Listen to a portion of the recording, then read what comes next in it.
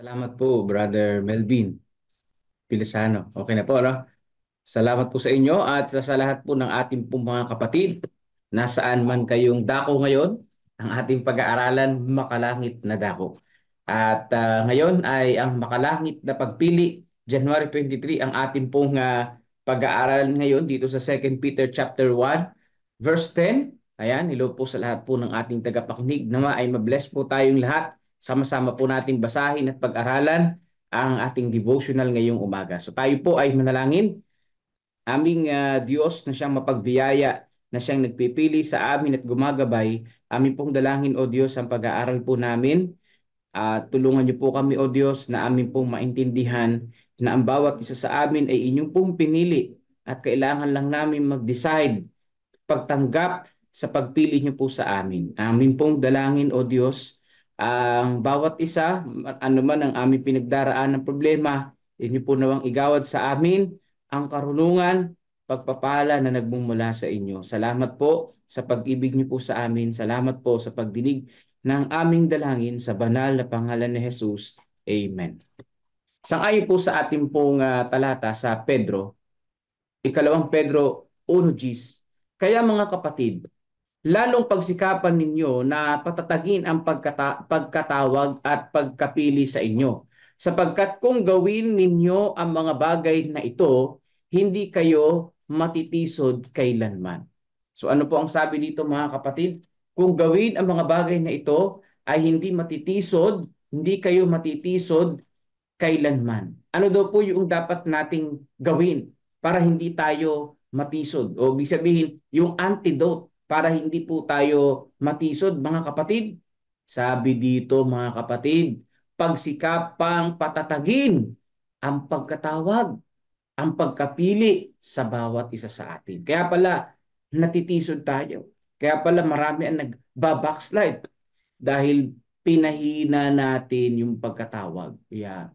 Hindi natin na pinatatag ang ating pong pagkatawag sa atin, yung pananampalataya, kundi naging mahina tayo mga kapatid. So hindi pala ito ang sinasabi ng Biblia. Ang gusto ng banal na kasulatan, kung gusto mong hindi matisod, marami tayong naririnig, marami tayong nasasabi, ako marami rin ako nasasabi minsan, nakakasakit ang damdamin, akin dalangin na hindi sila matisod. At hindi rin ako matisod sa kanila. Papaano yon? Patatagin ang pagkatawag, ang pagkapili sa bawat isa sa atin. Ito ang tanging pagpili na tinatalakay sa Biblia. Aba, itong 2 Peter. Bumagsak sa kasalanan, maari tayo makibahagi sa banal na likas at makamit ang kaalaman na napakalayo ang kahigitan sa anumang pagkatutong maibibigay ng agham. So ano po ang pinakamatinding kaalaman sa balat ng lupa? Yung pong kaalaman na magkaroon ng baha, na magkaroon ng katulad ng likas ng ating pong Panginoong Diyos. Yan ang pinaka the best na kaalaman na galing sa ating pong Panginoong Diyos. At agree tayo dyan mga kapatid, no? Yan po yung likas na hindi po natin mapapantayan. Yan. Ang pagkatawag galing sa ating Panginoong Diyos. At ngayon, ang sabi ng banal na kasulatan, kinakailangan po natin na makipagtulungan sa Panginoong Diyos. Yan. Patatagin ang pananampalataya. Kasi nung tumanggap tayo sa Panginoon, nang mabautismuhan tayo, hindi pala doon nagtatapos lang eh. Kapag hindi mo pinatatag ang iyong pananampalataya, maaring madali kang matisod sa mga nakikita mo, sa mga napapakinggan mo. Talagang ganyan yan. Nandito tayo sa lupa na mahina. Nandito tayo sa lupa na talagang marupok mga kapatid. Nandito tayo sa lupa na talagang ang digmaan spiritually ay nariyan. Kahit sino pwedeng matisod. Kahit sino mga kapatid. Sabi dito, sa pamamagitan ng pagkibahagi sa laman at dugo ng ating Panginoong napako sa krus, makakamit natin ang buhay na walang hanggan. At paano daw natin makakamit ang buhay na walang hanggan? Pakikibahagi sa laman at dugo ng Panginoon na napako sa krus. Paano ka nakibahagi sa laman at dugo ng Panginoon na napako sa krus? Sa pamamagitan po ng pagtanggap sa pananampalataya sa ating Panginoon na siya'y namatay para po sa bawat isa sa atin upang tayo ay maligtas. Sabi po dito sa 6:54 ng Juan, ang kumain ng aking laman at uminom ng aking dugo ay may buhay na walang hanggan. So papaano itong pagkain na ito? Ha? Iyan po yung pagtanggap sa ating Panginoon. At yung pag-alala lagi, pag-renew ng pag-alala natin sa Panginoong Diyos na siya'y nabayubay sa krus ng Kalbaryo ay pakikisangkot natin doon sa tinatawag na communion service. Ayan mga kapatid, no? Doon sa communion service yung bread and wine na ito na sumisimbolo sa dugo at laman ng ating pong Panginoong Diyos na ang Diyos mismo ang nag-utos nito. Naway patatagin tayo spiritually sa mga ganito mga spiritual activities. Sabi dito sa verse 63, ang Espiritu ang nagbibigay buhay, ang laman ay walang pakinabang, ang mga salitang sinabi ko sa inyo ay Espiritu at buhay. Totoo naman ang laman natin ay walang pakinabang talaga. Ito'y nabubulok at namamatay. Ngunit ang buhay ay galing sa ating Panginoong Diyos. Siya ang nagbibigay nito at tayo ay pinatatatag. Walang kailangan mawalan ng buhay. Walang kailangan mawalan ng buhay na walang hanggan. Ang bawat isa na pumipili araw-araw na matuto tungkol sa makalangit na guro ay gagawing tiyak ang kanyang pagkatawag at pagkahirap. So, ilang beses daw po tumawag sa Panginoon? Ilang beses daw po dapat matuto sa Panginoong Diyos? Isang beses lang ba sa isang linggo? Ang sabi dito, araw-araw mga kapatid. So matindi, no? Araw-araw ang pagkatawag, ang ating pong pagkatuto sa Panginoon. So kinakailangan natin yun. Bakit? Dahil kung hindi tayo matututo sa Panginoong Diyos araw-araw, ay hindi po tayo magiging matatag sa pananampalataya. Madali tayong magiging ma-discourage. Madali tayong ma-sweep away ng kaaway. Yung ating kahinaan lalong lalakas. Hindi tayo magiging matatag. Yun ang nakakalungkot. At marami ang nawawala sa pananampalataya dahil doon. So hindi po dapat nating hayaan na ganun ang mangyari sa atin. Bagkus, tiyakin natin na matatag tayo sa pananampalataya. Tiyakin natin na hindi tayo patatalo sa kaaway. Tiyakin po natin na tayo ay sa Panginoong Diyos. Yan, mga kapatid ko. Sabi pa dito, ipagpakumbaba natin ang ating mga puso sa harapan ng Diyos at magpatuloy upang makilala siya na ang kanyang pagkakilala sa kanya ay buhay na walang hanggan. No, yung pong pagkakilala sa Panginoon hindi lang dapat theory. Ito'y buhay na walang hanggan. Ibig sabihin, kung makilala mo ang Panginoon, tuloy-tuloy mo nang kilalanin at iyong sapalatayanan at isabuhay ang mga nababasa sa banal na kasulatan. Kasi di ba, totoo na tayo pinili ng Panginoong Diyos lahat, sabi sa Efeso. Pinili ng Diyos ang buong sanlibutan para maligtas. Yan po ang katotohanan diyan. Gusto ng Diyos na ang lahat ng mga tao ay maligtas. Pero nasa tao po yung pagpapasya kung gusto niyang maligtas. Nasa tao yung pagpapasya kung tatanggapin niya yung kaligtasan na yun na inaalok ng Panginoon. Kaya mga kapatid, sabi dito, lalong pagsikapan ninyo na patatagin ang pagkatawag at pagkapili sa inyo. Ito yung sa 2 Peter. Sapagkat kung gawin ninyo ang mga bagay na ito, hindi kayo matitisod. So ituloy natin sa verse 11. Sapagkat ganitong paraan ay masaganang ibibigay sa inyo ang pagpasok sa walang hanggang kaharian ng ating Panginoon at tagapagligtas na si Jesucristo. Pag sinabing masagana, maluwag na tayo papasukin, na maluwag na tayo ay welcome tayo doon sa langit, mga kapatid. No, wag yung isipin na ay ako'y masusunog sa church dahil ako'y alam mo na, masusunog ako sa church dahil makasalanan ako, hindi ako papasok diyan. Lalo kang masusunog. Sabi ko nga noon lalo kang masusunog kapag hindi ka pumasok sa simbahan o hindi ka sumampalataya sa Panginoon, hindi ka sumamba sa Panginoong Diyos. So, sabi po dito, ang buhay na walang hanggan ay nasa ating Panginoon. Bakit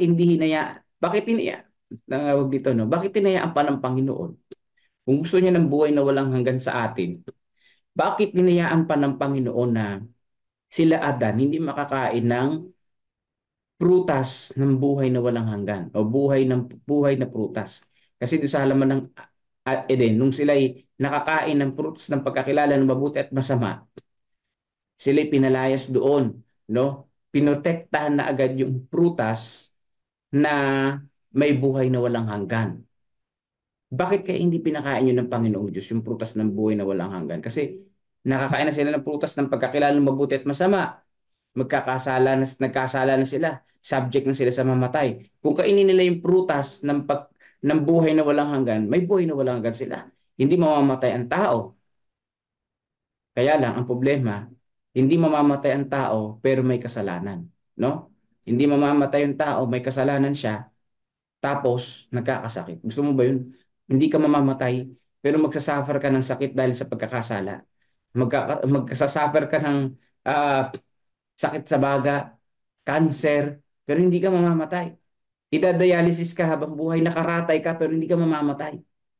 Grabe, no? Ayaw ng Diyos na mangyari yun. Ayaw ng Diyos na tayo ay pahirapan.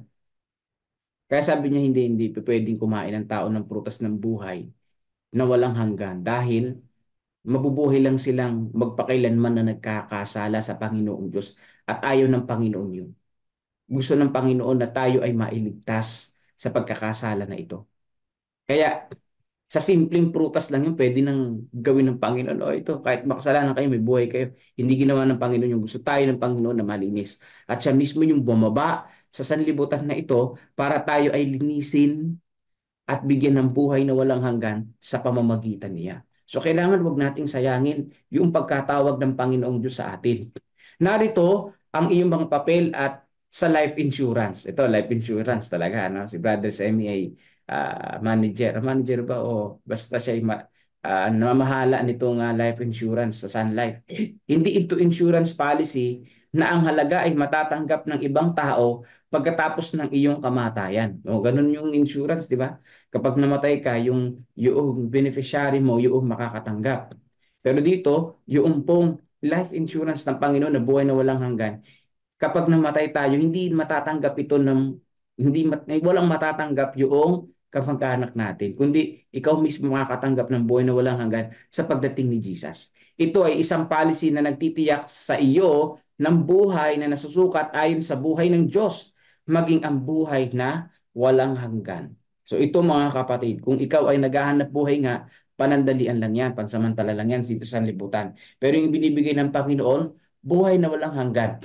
Hindi natin ito matatagpuan sa pagtatrabaho. Di ba? Ito'y nasa Panginoong Diyos. Golden ito. O anong katiyakan? Ang sabi dito. Anong pag-asa? Ipahayag natin sa mundo na naghahanap tayo ng isang mas mabuting bansa.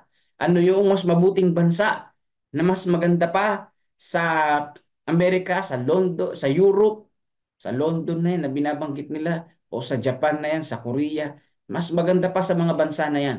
Dahil yung bansa na ito na gagawin ng Panginoon ay doon sa langit dabayan. Na doon ay wala ng sementeryo, wala nang mamamatay kasi. Wala nang ospital kasi wala nang magkakasakit. Ayan po mga kapatid, yun yung bansang napakaganda. Langit at ginawa para sa atin ng langit at nais natin magkaroon ng bahagi nito. Hindi natin kayang pahintulutan ng anumang bagay na maghiwalay sa atin sa Diyos at sa langit. Ayan po mga kapatid ko. No? Hindi po mga kapatid. Hindi tayo dapat mahiwalay sa ating Panginoong Diyos, kundi bagkos tayo ay manatili sa Kanya. Yan po mga kapatid ko. Pinili ka ng Panginoon tapos ayaw mo. Di ba? Malaking kalugihan yan kung sa negosyo. Pinili ka na. Pinili kang yumaman. Pinili kang magkaroon ng buhay na walang hanggan. Ayaw mo pa. Di ba? Lahat tayo pinili ng Panginoon, pero nasa tao ang pagpili kung tatanggapin niya yung buhay na walang hanggan. Lagi po nating tatandaan yan. Hindi po limitado ang pagliligtas ng Diyos sa certain number of people, kundi lahat ng tao gusto ng Diyos na maligtas. Pero nasa pagpili ng tao kung gusto niyang maligtas siya. Yan. Iba yun sa doktrina ng universal. Yung doktrina ng universal, lahat tayo maliligtas. Ano man ang gawin mong kapalpakan sa buhay, ililigtas ka ng Panginoon kasi ang Diyos ay pag-ibig. Yun ay maling doktrina. Kasi ang Diyos din, bukod sa ang Diyos ay Diyos ng pag-ibig, ang Diyos din po ay Diyos ng hustisya. Ayan, tatandaan po natin yan. Ang Diyos din ay Diyos ng hustisya. O, ibig sabihin, merong mapaparusahan kung hindi tatanggap sa Panginoon. Yan. May pag-ibig ang Panginoon doon sa mga taong makasalanan na nagsisi. Ganyan po mga kapatid. Sa buhay na ito, dapat tayong maging kabahagi ng banal na likas. Mga kapatid, iisa lang ang buhay ninyo. Totoo naman, talagang iisa lang ang buhay natin. Meron ba sa atin ang dalawang buhay? Ang sabi, may siyam daw na buhay ang pusa. Pero nung pinatay yung pusa, sabi nila, sabi ng mga bata sa lolo nila, "Lolo, bakit namatay yung pusa nung pinatay namin? Akala ko ba siyam ang buhay nito?" O sabi ng lolo, yung pangsyam na buhay ng pusa yun, kaya namatay siya. Nagamit niya na yung walo. At this time, pangsyam na yun. O pangsampu na yun. Last na niya na yun nabuhay, kaya namatay siya. Tayo mga kapatid, isa lang yung buhay natin. Pagsumikapan natin na ito'y ingatan at sa pag-iingat, hindi lamang sa kinakain natin yan, hindi lang sa pag-exercise yan, kundi sa pananampalataya din natin. Di ba? Exercise ka nga ng exercise. O, kumakain ka nga ng masustansya. Pero wala ka namang pananampalataya sa Panginoon, so useless lang din lahat yun. Di ba?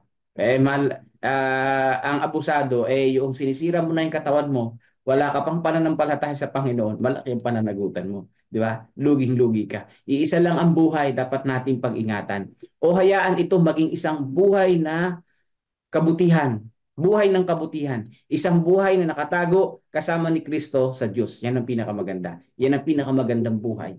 No? Buhay ng kabutihan, buhay na kasama ang ating pong Panginoong Hesus sa ating Panginoong Diyos. Sabi dito, tulungan natin ang isa't isa na makamit ang kaganapan ng karakter.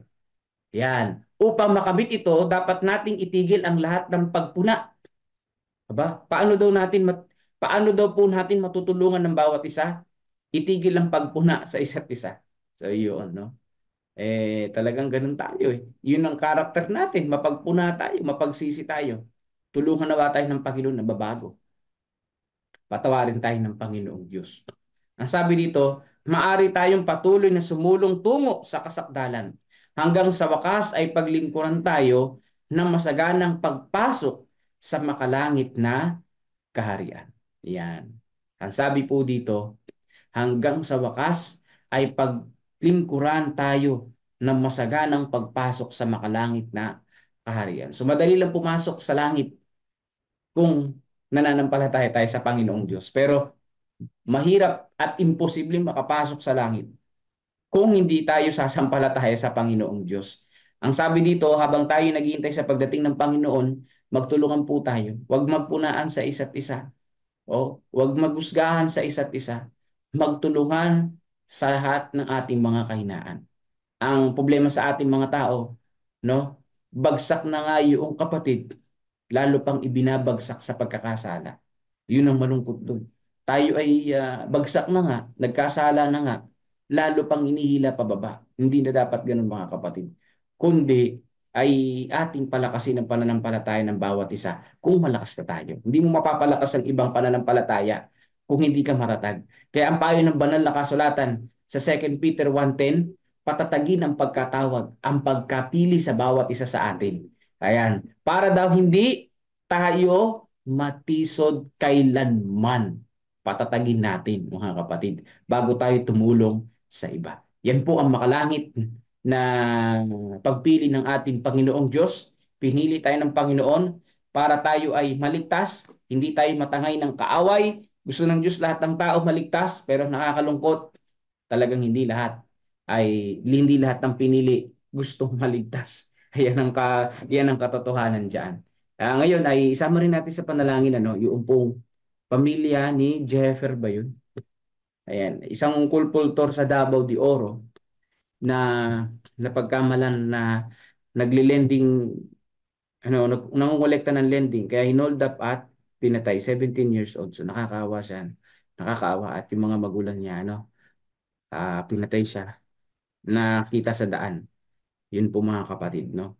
Isama natin sa panalangin ang kanyang buong pamilya na makomfort sa mga oras na ito. So yun, salamat din sa Panginoon sa buhay na ito at sa magandang panahon na ibinigay sa atin. Ayan, at kung kayo po ay may prayer request, ibibigay na po natin kay Brother Melvin ng pagkakataon para po basahin ang inyo po mga prayer request pagkatapos po ng isang awitin papuri sa ating Panginoong Diyos. So kasama din sa panalangin ang pamilya ng aking pong mahal na asawa. Ayan, at sa kanyang pag-uwi, ayan, excited na tayo makauwi siya ngayong katapusan ng January. Ayan, at ganyan din po sa aking pong parents no, na magkaroon ng mabuting kalusugan at gayon din po yung aking buong pamilya. At yung ating pangangaral, mga kapatid, isama rin natin sa panalangin ang ating mga pangangaral at mga church planting na magkaroon tayo ng maraming budget.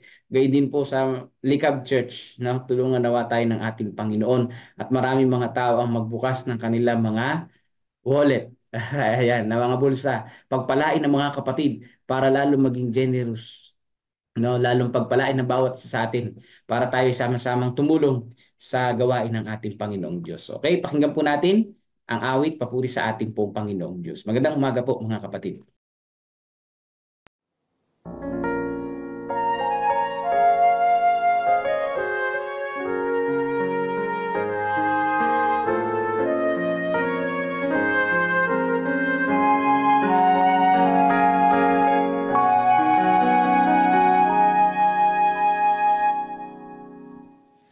Use me, Father, to go and tell the world of your will, that all men should be saved, not to perish, but to come to repentance and to come to the knowledge of truth and salvation through Christ.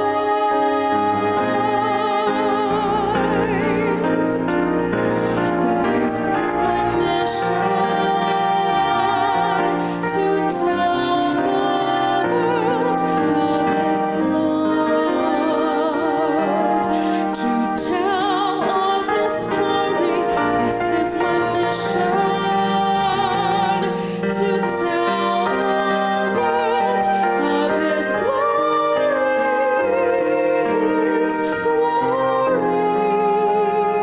that if men would believe,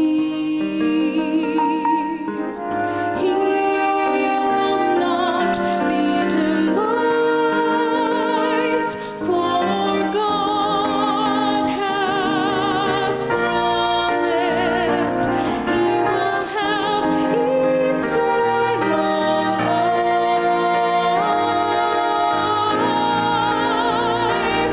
This is my mission, to tell the world of His love, to tell of His story. This is my mission, to tell the world of His glory, His glory.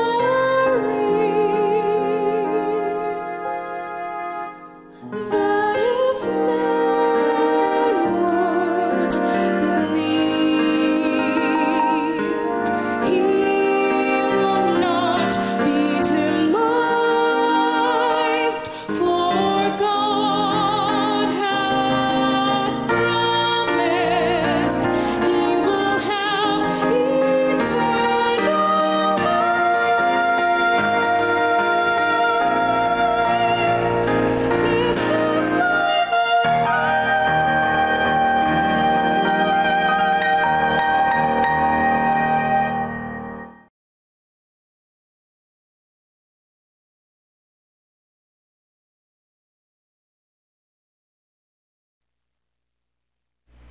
Salamat po sa magandang awit. Ano po? This is my mission. Kaya ang makalangit na pagpili. Salamat po, Pastor. Tayong lahat ay pinili. Ano po? Walang saling pusa. Sabi nga sa lahat kasali. O, lahat pinili. Walang kasaling pusa. So pinili tayo ng Panginoon na maligtas. At kaya dapat lamang na huwag nating sayangin yung pagpili sa atin. Kung ating bibigyan ng ibang kahulugan yung pagpili na yan, pwede natin yan sa church tayo ay pinili, halimbawa natin na tayo ay pinili ng Panginoon para maging isang leader ng church, mga elder, mga Sabbath school superintendent, mga care group leaders, lahat ng mga leaders na nangunguna sa church, song leaders, pinili po tayo, kaya dapat nating patatagin ang ating pagkatawag at pagkapili sa atin. Huwag nating hayaan na ito ay maging matamlay. Paano naman yung mga hindi na elect o hindi ba kayo, ibig sabihin ba nun, hindi kayo pinili? Mga kapatid, lahat pinili. Walang hindi, walang salin pusa dito. Kahit hindi tayo nagiging leader ng church, pinili pa rin tayo. Para saan? Tayo yung support, mga kapatid. Hindi maaari magtagumpay ang leader kung walang support. Halimbawa, sa family time sa Sabado, nandyan yung mga participants sa taas. Kung wala kayo bilang makikinig, nakaupo dyan para makinig, hindi po mapapakinabangan yung program ng family time, mga kapatid, ng Sabbath school. So, importante rin kayo na pinili kayo para support, makinig po dyan sa ating mga service sa Sabbath. Kaya dapat agahan natin yung pagdalo sa church, mga kapatid, dahil pinili tayo para makinabang at makinig sa mga salita ng Diyos at sa mga magandang awit ng ating mga kapatiran. So, ayan at ang pagkapili sa atin bilang mga support, yung mga hindi na-elect bilang mga support, patatagin po natin yung ating pagkapili sa atin. So, huwag nating hayaan na maging matamlay po tayo dahil ang ating maging matatag sa pagkapili sa atin ay iiwas sa atin sa pagkakatisod. Napakaganda So, ayan po mga kapatid, pinili tayo Hindi pwedeng, wala akong part ngayong Sabado, late na ako pupunta. Hindi po, may part kayo. Ang part nyo ay makinig, makinig. At siyempre, kayo yung tagasalo ng mga participants na late. Ayan, o kaya hindi nakatating dahil sa mga di inaasang mga dahilan at pagkakataon. So, importante talaga na tayong lahat ay bilang pinili ng Diyos ay talaga namang dapat patatagin yung ating pagkapili sa atin. Napakaganda lesson ngayong umaga na ito. Ang makalangit na pagpili, hindi po yan makalupang pagpili. So tayong lahat ay magdalangin mga kapatid. Ba't pa nabiblink yung aking screen? Masakit sa mata. Okay, pasama natin sa panalangin yung pinsan ni Ate Resbeth papunta ng Saudi. Paalis papuntang Saudi. Ayan. At lahat ng ating mga kapatiran na nakikinig ngayon ay pag-pray din naman natin. Sama-sama tayo magdalangin mga kapatid. Amang banal na makapangyarihan sa lahat, muli kami nagpapasalamat sa inyo sa umaga na ito na kami patuloy niyong binigyan ng panibagong buhay, panibagong kalakasan, panibagong pag-asa. Higit sa lahat, salamat sa napakagandang paalala sa amin na ang makalangit na pagpili ay walang tinatangi. Lahat kami ay inyong pinili na maligtas, makarating dyan sa langit na bayan. Tulungan niyo po kami na kami ay tumanggap sa inyo na bilang pumili sa amin. Huwag namin tanggihan ito, huwag namin sayangin ang inyong pagpili po sa amin. Kintin sa aming pang-araw-araw na pumuhay bilang mananampalataya at nagtitiwala po sa inyo. Samahan niyo rin po kami na pumili ng tamang pagdesisyon. Pumili kami ng ayon sa inyong kalooban. Lalo higit sa aming mga pagpunta sa church services.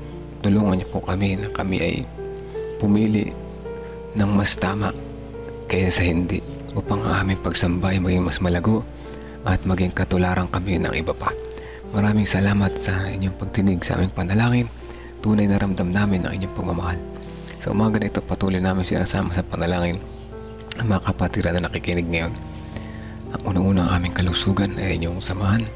Bigyan kami ng sapat na kalakasan sa maghapon na ito, sa mga kabila ng mabigat na trabaho, mabigat na iniisip.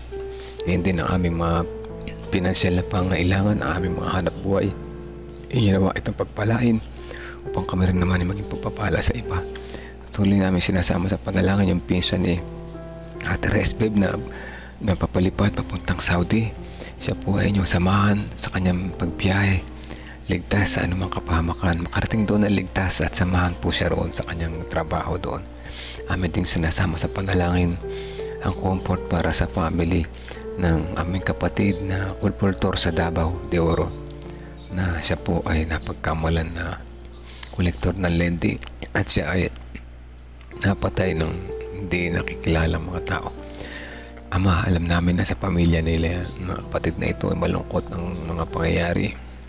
I-comfort niyo po sila, patuloy na ipaalala sa kanila na ang tunay na kulay ng buhay ay na dapat nalang maunawaan na ang mga kaganap ay nangyayari sa isang magandang kadahilanan na inyo pong ipapaalam sa kanila sa mga oras na susunod.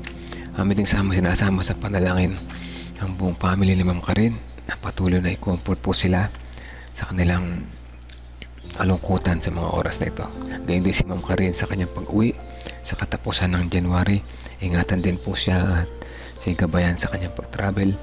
Gayun din aming sinasama sa panalangin ang parents po ni Pastor at ang kanyang buong family. Kalusugan ang dalangin po namin para sa kanila. Patuloy na kalakasan sa bawat araw. Kasama din namin ang mga pangangaral sa bawat distrito, bawat lugar sa aming distrito at church planting sites.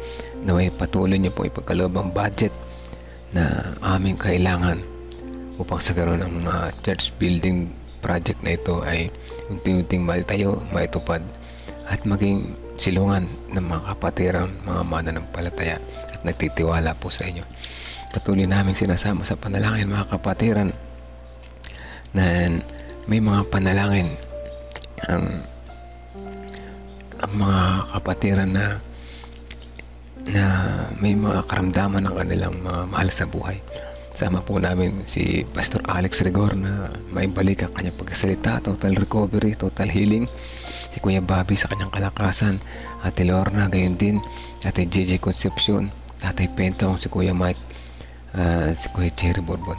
Kasama din namin si Michael Torrelia, si Maribel Agustin, si Heidi De Leon, ang pamangkin ni Sister Marites Loreto, ang apo ni Ate Bebe na may sakit sa puso, si Kuya Arman Reyes na total recovery ang aming kagalingan, ang aming kahilingan para sa kanya.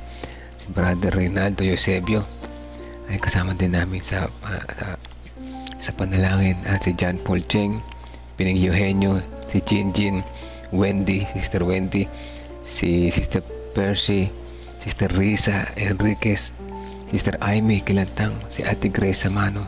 Patuloy na siyang palakasin sa araw-araw, pagalingin sa kanyang karamdaman at makita niya ang tunay na inyong mga pangako ay tunay na hindi napapako.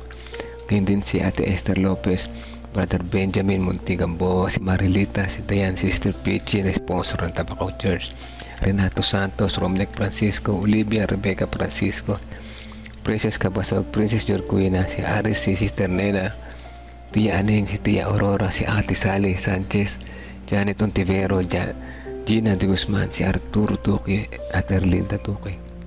Mga kapatiran po nito ay ang ilan ay nagpapalakas, nagpapagaling.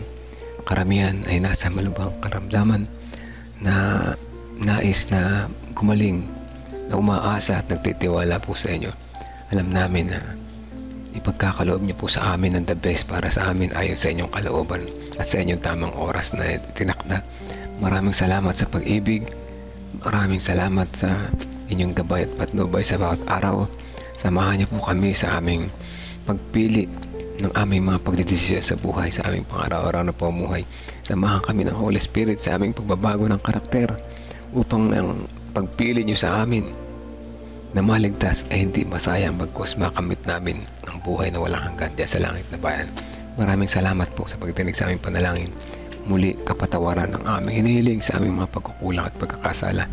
Ito ay aming dalangin sa pangalan ni Jesus namin tagapagligtas. Amen. Amen. Amen po mga kapatid. Muli, good morning po sa lahat. Salamat sa patuloy na sumusubaybay. Higit-higit sa lahat, salamat sa mga prayer warriors. At salamat sa mga nagsishare. Po. Sa mga hindi ko pa nabati, good morning din po sa inyo. Sister Julieta de la Cruz, Sister Belinda, Ate Janice, and kahit na kayo nandyan sa Cavite, kayo pa rin na nakikinig. At good morning po sa inyo dyan. Sa kaya Mari. At sa lahat ng kasama nyo po dyan. Ate Resbeb, si Ate Marilu, Sister Nimpa, si Naning Narisa, Sister Shirley Jacinto, Sister Pasita Astrero, Sister Percy, Kuya Monching, Kuya Narsing. Ayan, good morning po sa inyo lahat. At sa lahat ng nandyan sa background, magandang umaga po sa inyo. Hanggang bukas po muli mga kapatid. Patuloy tayong makinabang sa napakagandang mga biyaya ng Panginoon sa bawat umaga. Alam natin na kailangan natin ang mga ganitong pagkakataon sapagkat tayo ay dapat na mapaalalahanan araw-araw dahil tayo makakalimutin. Dapat tayo ay ma-revive sa ating pagkakatulog at tayo patuloy na ma-bless sa bawat umaga. God bless po sa bawat isa.